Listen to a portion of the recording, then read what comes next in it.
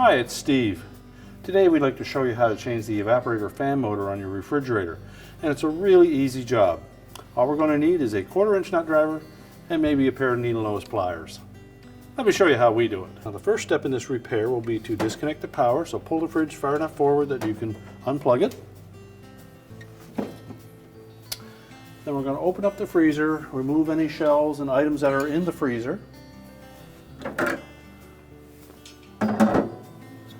On some models there are some plastic rivets that hold the freezer floor to the front, and those will usually pry out just using your fingers. And on this model there are also some 1/4-inch screws at the back that need to come out as well. And next we'll remove 2 screws on the evaporator cover, as well as the single 1/4-inch screw or a cover plate where the ice maker would connect if you have no ice maker. And if you have an ice maker in your model, you will need to remove it. Typically it would have 2 1/4-inch screws at the top that would need to be loosened and 1 leveling screw in the bottom that would need to be removed. Remove the screw from that access cover, disengage the little tab, set that aside. Then we're going to reach in and disconnect the ground wire. And that attaches to that evaporator cover.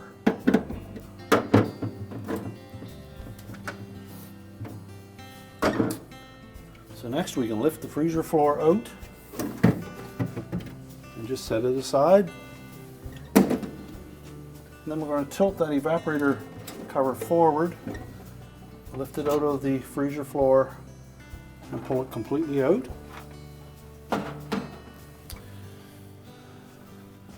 Next, we'll need to remove 2 mounting screws for the evaporator fan motor bracket.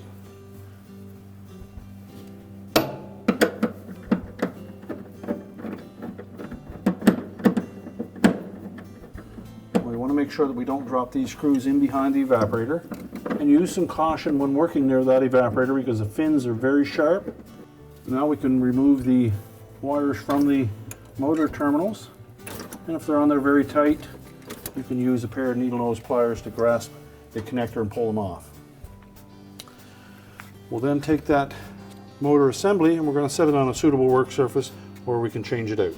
Now next we'll want to remove the fan blade, so take our needle nose pliers and just go in between the blade and the motor bushing and gently pry it off.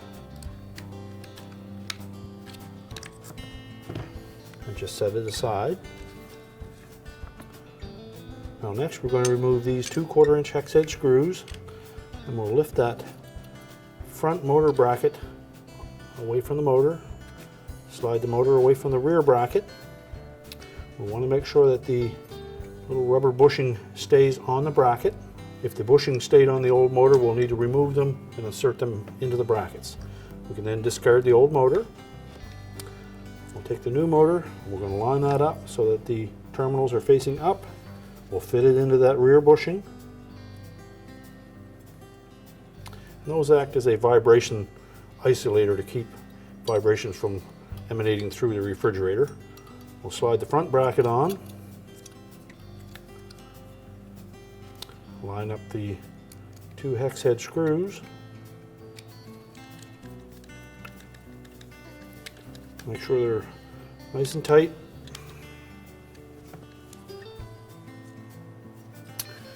We can then reinstall the fan blade, push it firmly onto the shaft until it bottoms out. And take note of the location of the ground wire on the new motor. It's on the back rather than on the side. We're now ready to put that assembly back in the freezer. So our next step will be to connect the wire harness to the motor. We'll start with the ground wire on the back.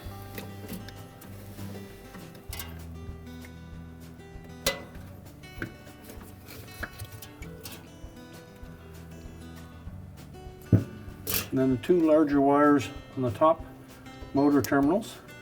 Make sure they fit on there securely. Then next we'll mount that bracket to the back wall using those 1/4-inch screws. Again, make sure that we don't drop them down in behind the evaporator.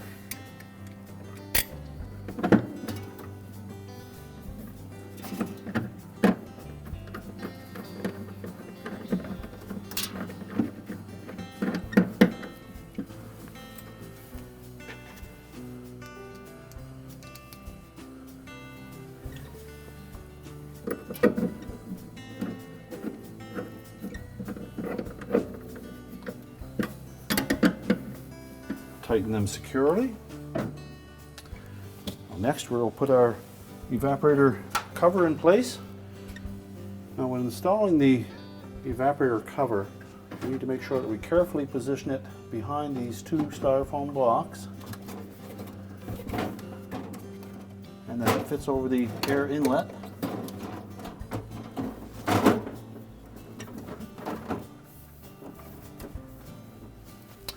So next, we'll install the two screws at the back. We'll reach back and secure that ground connector to the metal tab on that evaporator cover. Then we'll install the little access cover. Insert the little tab first and rotate it around.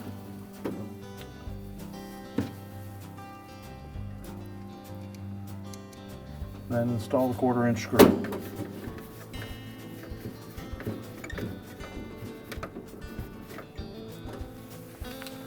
Next, we'll install the freezer floor.